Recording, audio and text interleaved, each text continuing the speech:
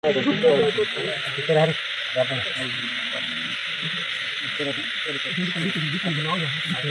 हैं और वो सब को जहाँ वो जा रहे थे वही कब्रिस्तान में लेकर चले जाए, ऐसा इनका। समस्त को प्रभु जीशु ख्रीष्टर मधुमय नाम आंतरिक नमस्कार। ख्रीष्टर प्रिय भाई और भौणी मैंने घटनाटी हूँ छत्तीसगढ़ कांकेर बोली गोटे जिला अच्छी। कांकेर जिलार यहाँ हूँ से घटना। आउ सेठार कौन कराई ना गोटे परिवार को बहुत हैरान कराई।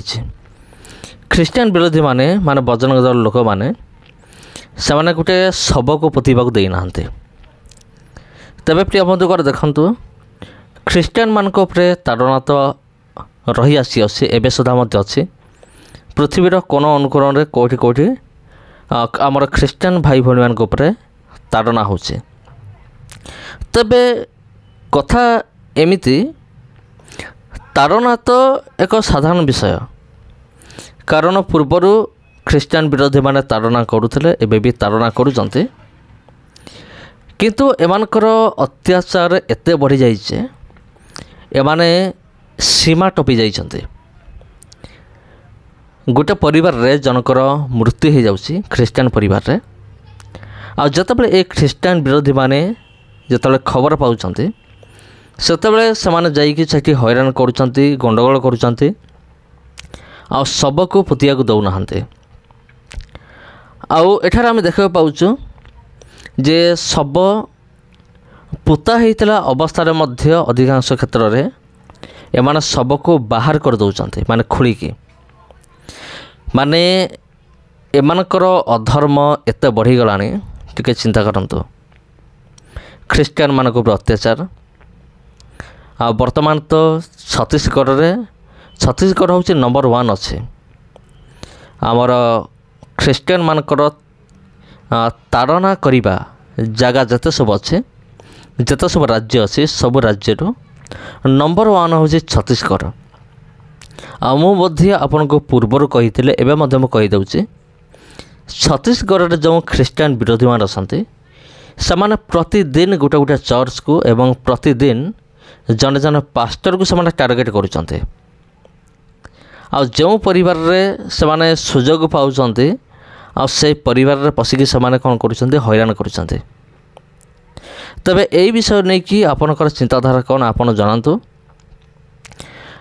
अवश्य आम भारत एक धर्म निरपेक्ष राष्ट्र, किंतु दुखर विषय हूँ कौन आमर जो धर्मगत स्वाधीनता अधिकार एपर्यंत समस्त को मिली ना। माने कहिया गले आम देश एपर्यंत स्वाधीन है ना। आउ इंग्रेज मान समय आ वर्तमान समय कौन फरक अच्छे ना को मात्र कह जाऊे। हाँ, अगस्ट मास 15 तारिख दिन भारत स्वाधीन है। आ जनवरी मास 26 तारिख दिन भारत को एक सार्वभौम साधारणतंत्र राष्ट्र परिणत करागला।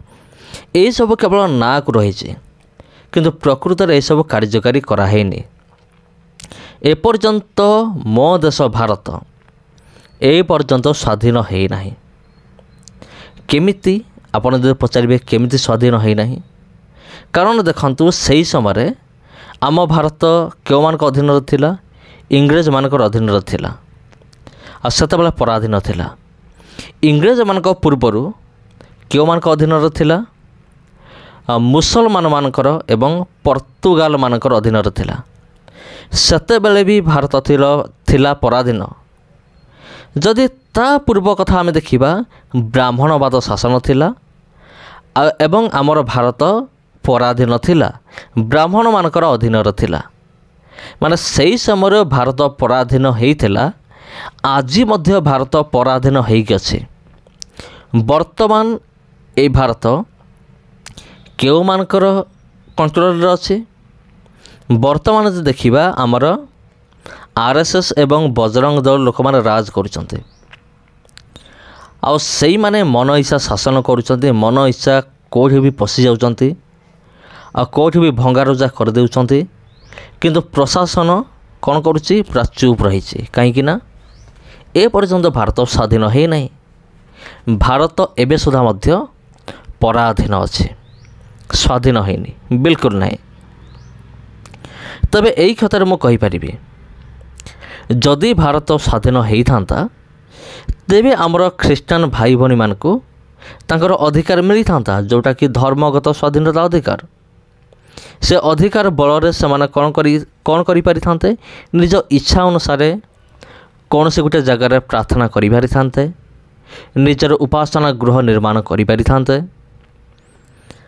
आउ निजर इच्छा अनुसार प्रभु जीशु ख्रीष्ट विषय प्रसार करि पारि थांते किंतु जेहेतु आम देश भारत ए पर्यंत सुधा पराधीन होइक अछि जेहेतु भारत पराधीन होइक अछि सेथि निमंते कौन होउछि ए समस्त अमानवीय कार्यଗୁଡ଼ିक एबे सुधा होउछि आमर भारत वर्ष रे कौन सी गुटे मध्य ख्रीष्टियान सुरक्षित नुहंती समस्त होउछंती असुरक्षित कहीं ना प्रशासन सही मानकर सपोर्टर अच्छे जो मान कि चर्च को कौन करती भांगी दियंती ताड़ना करती केतेबेले एमाने एक्शन नेबे जेतेबेले गोटे बड़ हंगामा हेबो आमर ख्रीष्टान भाई मन तरफ पिटामरा कथा मु कहू नाही जेतेबेले एक बड़ रैली हेबो रैली हेले जाइकी प्रशासन मुंडरे चेता पशिबो हुए तो से माने कौन करिवे लोक देखाणिया बाध्य होइकी से माने एक्शन नेबे किंतु देखा जाउची वर्तमान सुधा भी ख्रीष्टान विरोधी माने बिना चिंतार से बुलूचंती तांको कंट्रोल करिया केही नाही समस्त को प्रभु जीशु ख्रीष्ट नाम आंतरिक नमस्कार जदि आपण मो कथार एकमत तेबे कमेंट बॉक्स रे टाइप करंतु धन्यवाद।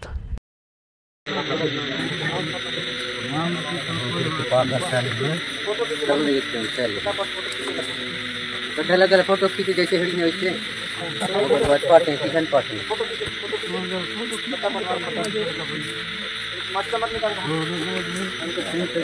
तो घर नहीं है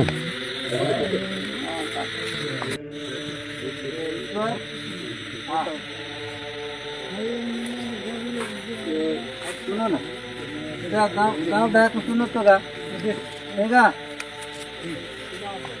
तोला काय बोले रहे कौन में काय बोले रहे तोला कि वैसे मत कर इस बार कम से कम गाँव के गायता पटेल बुजुर्ग क्या मतलब पूछ बोले रहे नहीं बोला नहीं मैं बोले नहीं चलो कौन सा कहाँ इतने बेइज्जती और माता राम की बेइज्जती होएला नहीं दे रखी वो ताव से बात करेगा उखाड़ना है दुखाड़ भैया बोले कि नहीं बोले यहाँ की जीवन शैली विशिष्ट है।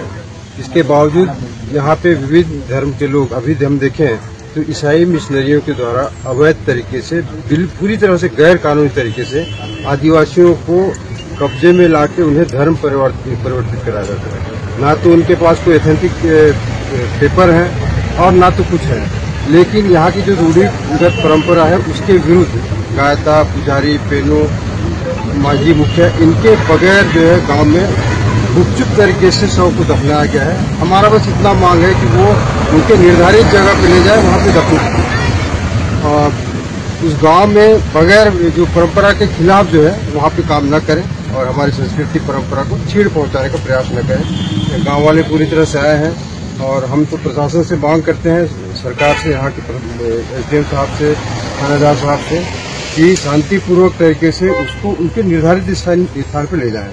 यदि नहीं तो फिर यहाँ का जो स्थिति बिगड़ सकता है, यहाँ कानून व्यवस्था बिगड़ सकती है, जिसके लिए प्रशासन भी जिम्मेदार होगा और संबंधित जो धर्म के लोग हैं वो जिम्मेदार होंगे।